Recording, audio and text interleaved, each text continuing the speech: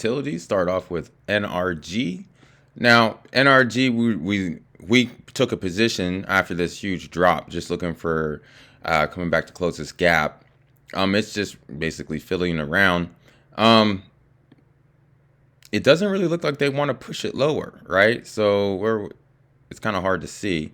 We look below, and then immediately the buyers bought right back up. Again, as a speculation play, I like it. I would really want to see what it's gonna do.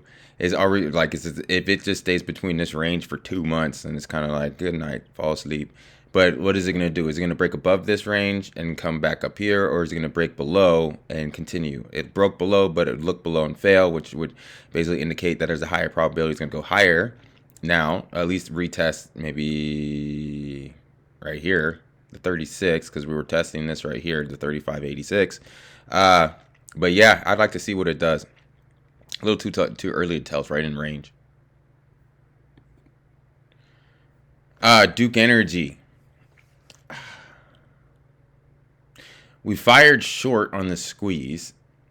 However, we like the dividend 98 cents. It was basically came the next day, not on Wednesday, but came Thursday as a down day. That's what I'm referring to.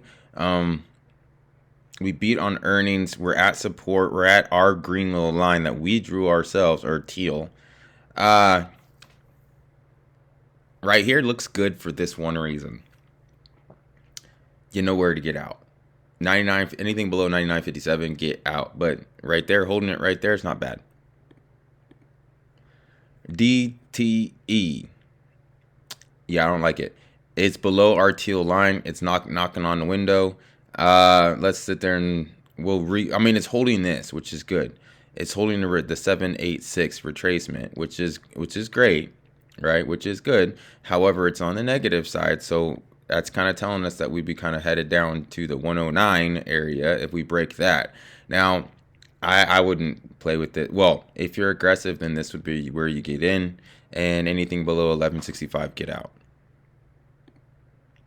MSEX water had a beautiful day on Monday, and we've just kind of been bleeding up higher. Now, we have 29 cents of a dividend coming out today, so keep an eye on that. Next target, but once we get through that, next target really would be the 107. Brookfield Renewable Partners. It looks decent. A new little low, or the low was here Wednesday. And since then, we're kind of popping higher. Next little resistance was probably the 38.98, so just keep that in mind. I'd kind of want to, if you were aggressive, get in here, because you know where anything below really the 38.13 is your ticket out. But there is some upside. Just know there's some a roadblock coming up pretty soon.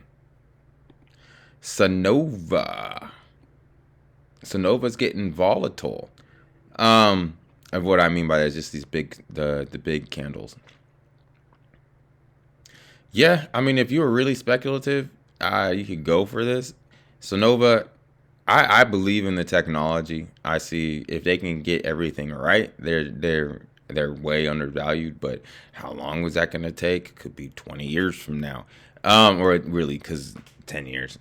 I'm just being exaggerating. However, right here, I mean, we've had a massive, nice little pump from 30 to 42, but just be careful. It's very volatile. AES, we're looking pretty good. Hit a line, came back down, holding the little teal line that we drew. So, I mean, I would have loved to get it on Friday, the 24.37. However, that would be your line in the sand. Anything below that, you get out. Idaho Corp, I don't really like it at all. Go back 5 days, then I would have liked a little bit better holding the 102.97. But we were below the 102.97, and we're below the 102.57 as well. So to me, the path of least resistance, and we're basically building momentum to the downside. I'd say 99.16 would be target. American Water. I like it. I would have loved to get it on the 169. But anything below 169, get out. But anything above, I am a buyer looking to take out the 171. Then once it takes that, then I'm an even more buyer to go higher. Republic Services. I mean, it's trash.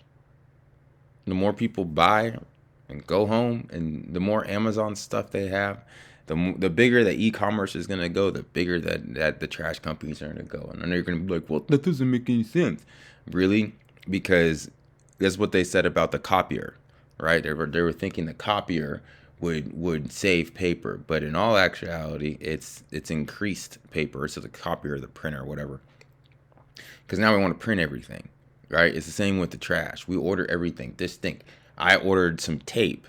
If I went to the grocery store, right, it'd be one box of tape, right, for everybody, for one huge shipment to that grocery store.